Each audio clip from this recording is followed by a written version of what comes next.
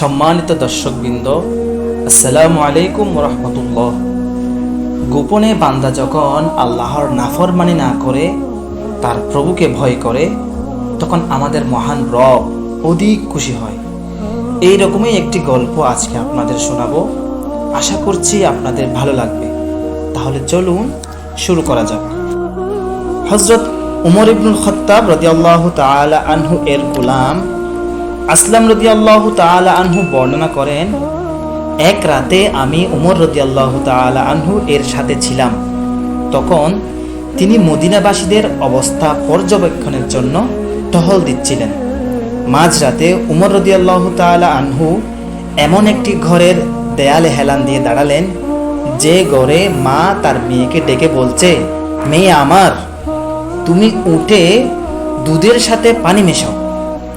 তখন মেয়ে বলল, মা, আপনি কি জানেন যে এই ব্যাপারে উমর রাদিয়াল্লাহু তাআলা আনহু এর সিদ্ধান্ত কি? মা বললেন, তার সিদ্ধান্ত কি?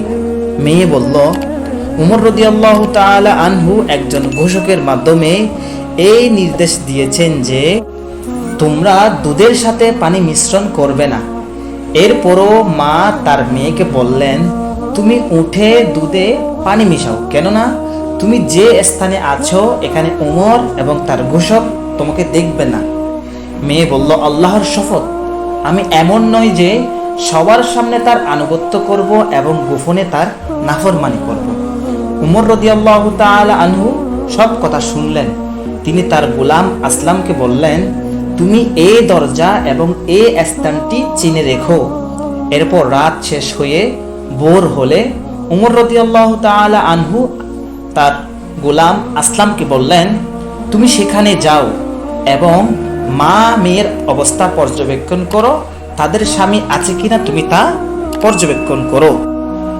আমি সেখানে গিয়ে জানতে পারলাম মেয়েটির স্বামী নেই, এমনকি তার মাও স্বামীহীনা। এই কথা জানতে পেরে আমি উমর রাদিয়াল্লাহু তাআলা আনহু এর কাছে এলাম এবং তাকে সংবাদ দিলাম। উমর রাদিয়াল্লাহু তাআলা আনহু তার সন্তানদের একত্রিত করে মা মেয়ের ঘটনা বর্ণনা করলেন এবং বললেন, তোমাদের মধ্যে এমন কি আছে যার স্ত্রীর প্রয়োজন? জেনে রাখো, তোমাদের পিতার যদি কোনো নারীর প্রয়োজন হতো তবে এই মেয়ের ক্ষেত্রে কেউ তার চেয়ে অগ্রগামী হতে পারত না। তখন আব্দুল্লাহ এবং আব্দুর রহমান বললেন, আমাদেরও তো স্ত্রী আছে। আসেম রাদিয়াল্লাহু তাআলা আনহু বললেন, হে আমার পিতা, আমাকে বিবাহ করিয়ে দিন।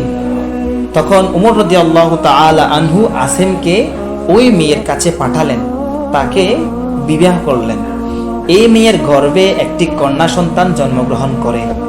তার থেকে জন্মগ্রহণ করে উমর ইবনে আব্দুল আজিজ রহিমাহুল্লাহ, যাকে ইসলামের দ্বিতীয় উমর বলা হয়। সম্মানিত বন্ধুরা, আমরা দেখতে পেলাম ছোট ছোট কিছু আমাদের সৎ কাজ আমাদেরকে বড় বড় পুরস্কার দেয়।